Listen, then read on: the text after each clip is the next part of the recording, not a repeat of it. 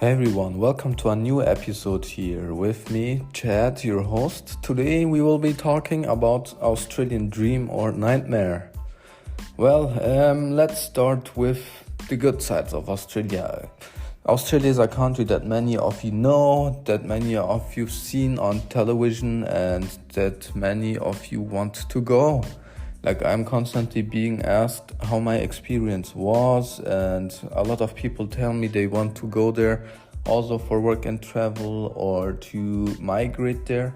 So I will be sharing the good sides and the bad sides of Australia that I've experienced, and this is obviously also subjective, but some things I will back up with statistics, which makes it objective again.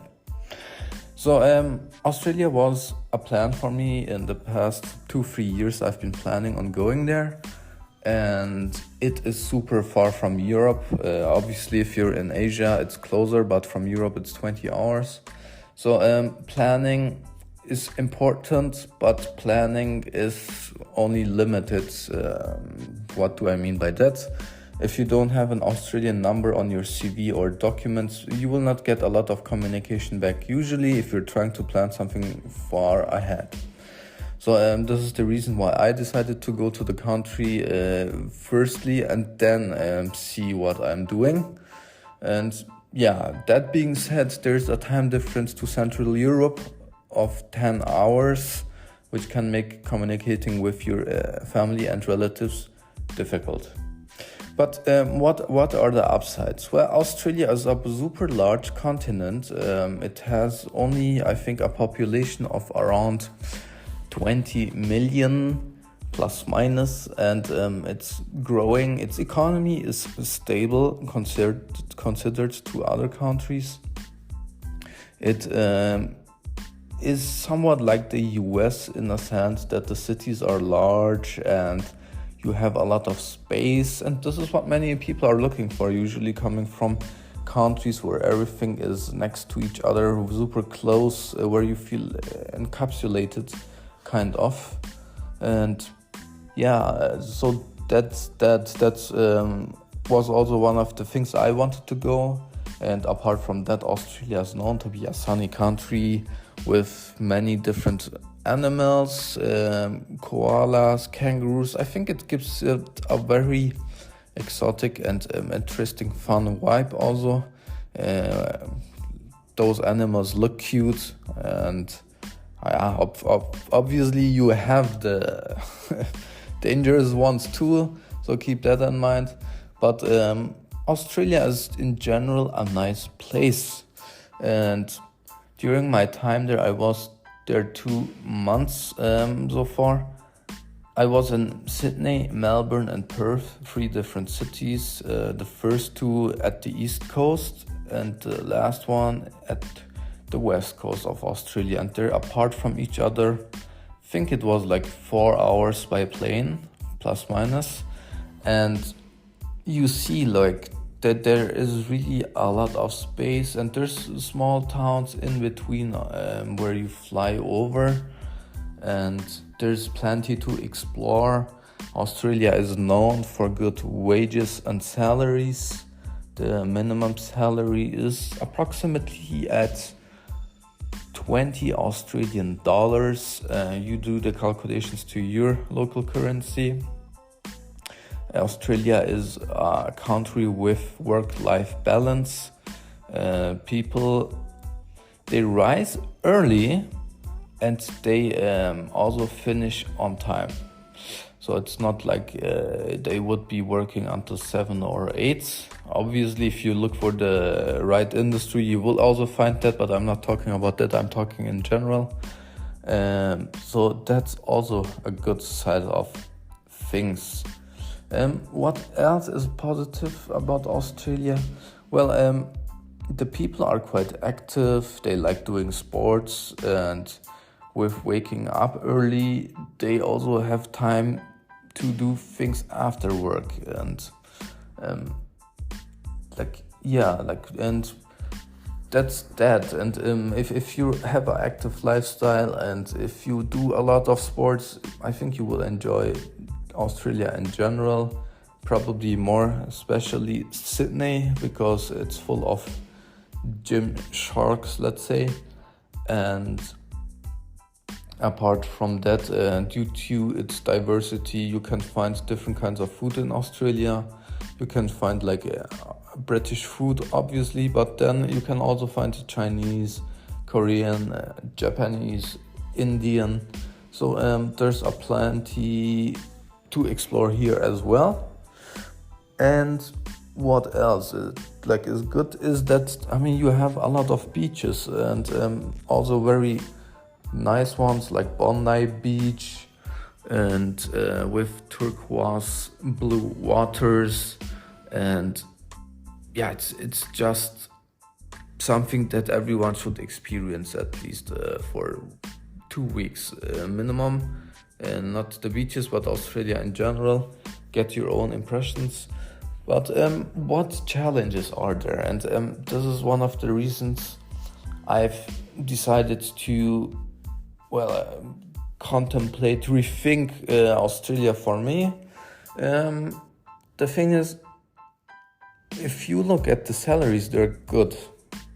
So let me check the average salary for Australia.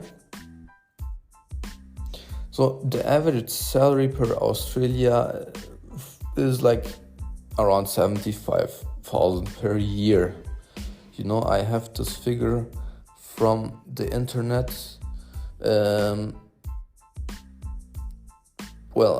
It also says 100. So it's like around, let's say, it's like 90,000 Australian dollars per year. Okay, and that's a good estimate because I also saw it on a different websites. But if you look at the salary range that you can make in Europe, you can make the same in Europe. You could be making the same in Germany. You could be making the same in Ireland. That's that. So I don't think Australia is necessarily super good in terms of salaries, but it's good. Yeah, it's good. If you look at house prices now, good luck with that, because the median house price, median is the very middle price. If you look at the range of house prices, the median house price in Sydney is more than 1 million Australian dollars. In Melbourne, it's close to 1 million now. And in remote places like Perth, it's around 600,000 plus minus. Well, 600,000 plus minus, you can also find something like this in Europe, you know, obviously also depending on where you are, it's very diverse. There's large difference between cities. But if you look at the house price for Sydney, more than 1 million, for that price you definitely can find houses in Germany, and that's for sure, you know, in the central of Europe. So it's becoming super crazy if you look at the salary and the house prices, and people, especially young ones to the age of 35, maybe even 40, they live in shared houses with 4 others, and they have a room. And I did some house viewings in Perth, for instance. I also looked at houses at the East Coast.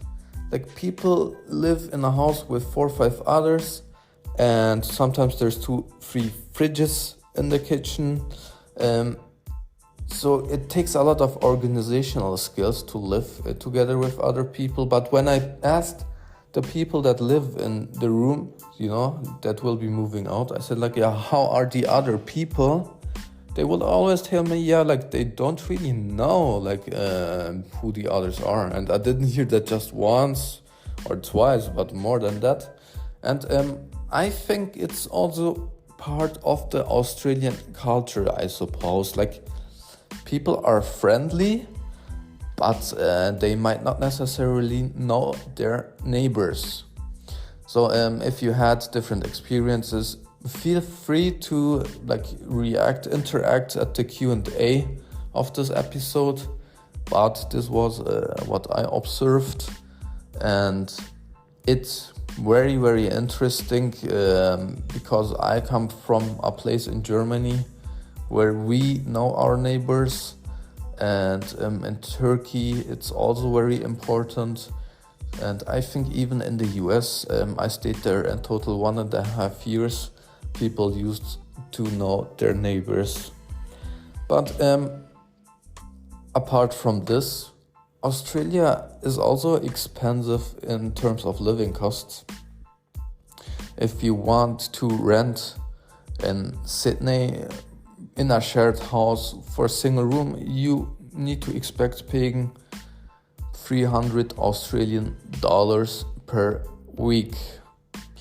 So if you want to have a studio, expect anywhere from $500 to $600 per week plus.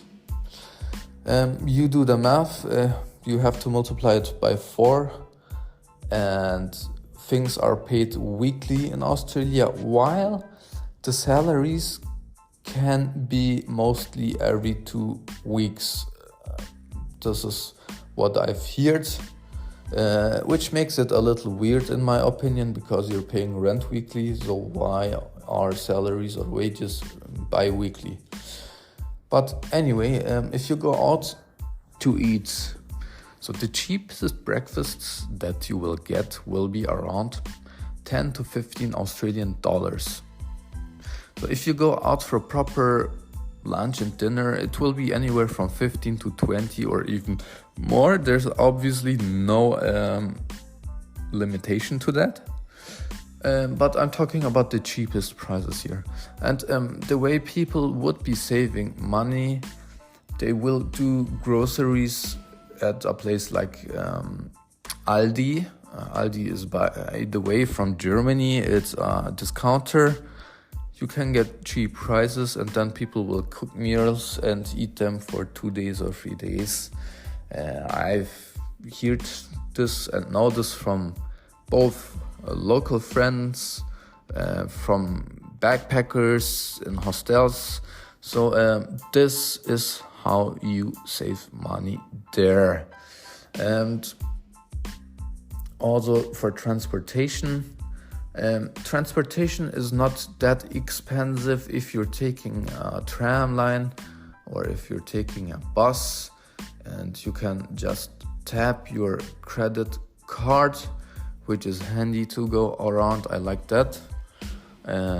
But if you will be taking an Uber, which you sometimes need because it's like 3 times faster than taking public transport, then you can expect to pay anywhere, like for 15-20 minutes, you can pay between 15 and 20 Australian dollars minimum. And yeah, there's also no upper limit here. But what makes Australia good? If you look at the work-life balance and work, I've heard from some people, you get 30 days of vacation per year. And that's amazing because many Asian countries or even some countries in Europe, you will have 2 weeks of vacation. You know, we're talking about 14 days. And in some countries in Asia, you even have to take a vacation day if you're sick. Imagine that. That's, in my opinion, very fucked up and terrible, obviously. And but that's the reality. So, and like if you come from a country like Germany or Australia, you get 30 days of vacation, and your sick days are separate. Keep that in mind. And then you have a lot of time to travel, and the currency is not bad. Australian dollar is quite strong. It will get you around, especially in Asia. So Australia is a really good country depending on what you look for.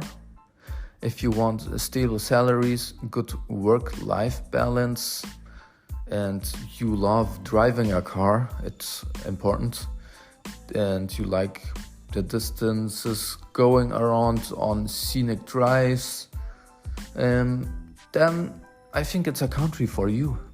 If you want to raise your family or about to raise your family, I think it's a good country for families, especially in Perth, because housing prices are still lower compared to Sydney, where you have double the house prices. But you have to be able to adapt to the life, because some cafes close at 3-4 p.m. Malls close usually at 5-6 p.m. and going out during the week, it can be done, but it's quite seldom.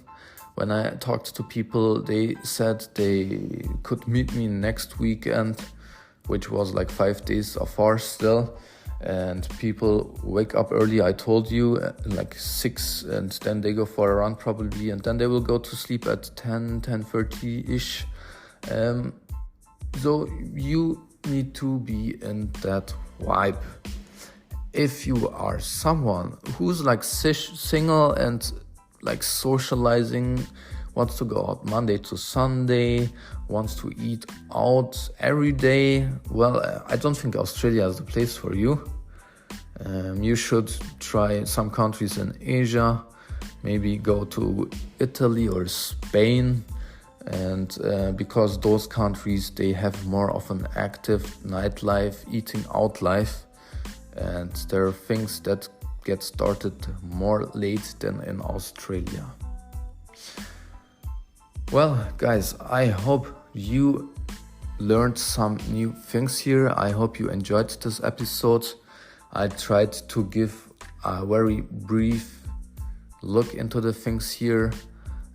Also, I mentioned this earlier once in another episode. There are some sharks in Australian waters, and I don't care if people tell me, oh, there's only a few incidents per year. If you go to the beaches, you can encounter sharks.